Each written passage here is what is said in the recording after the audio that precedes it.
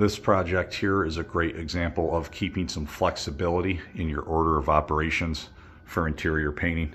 You can see that we have a lot of job site protection going on, protecting surfaces from paint splatter and project dust.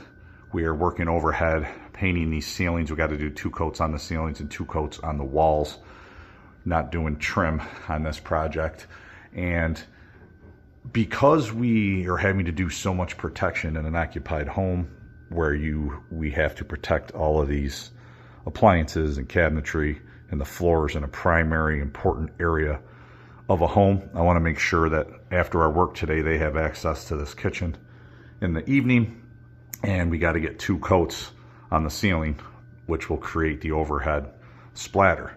Where you keep some flexibility is because we have some dry time, right? You need a few hours between coats on the ceiling paint. So we wanted to just get it done. There are a couple of repairs. You can see that there's a nail pop here.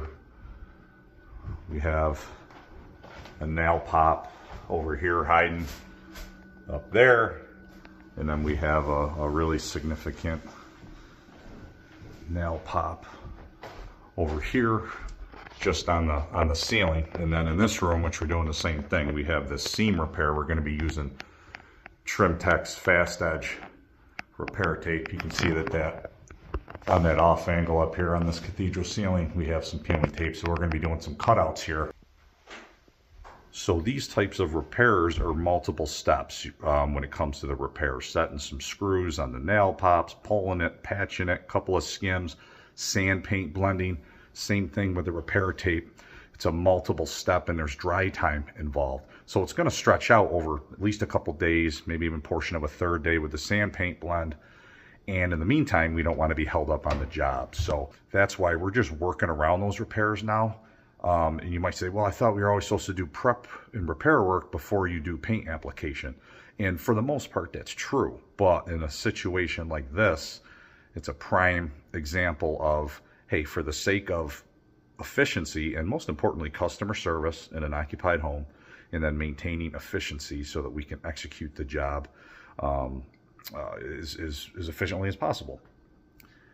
Ceiling, the flat paint that you use on ceilings, in most cases, certainly on this job, flat paints is basically the dullest, least glossy sheen on the paint sheen guide, and it blends in really well if you were to go back, paint something like this after the fact.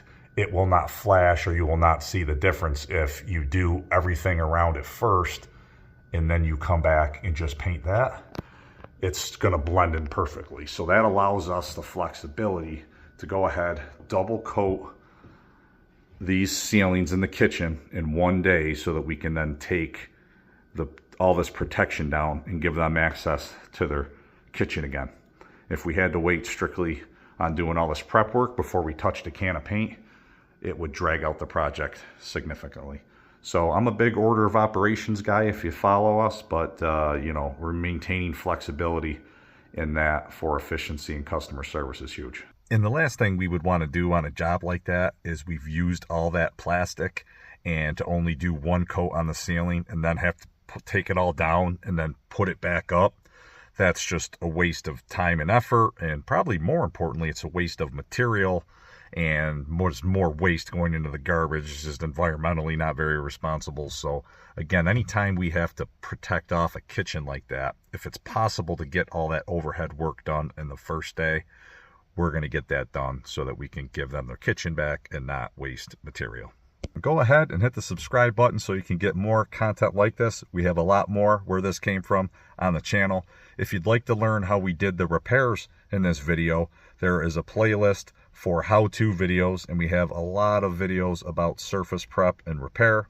If you'd like to learn more about order of operations on a residential interior paint job, watch this video and you'll learn a lot more. Thanks for watching, and happy painting.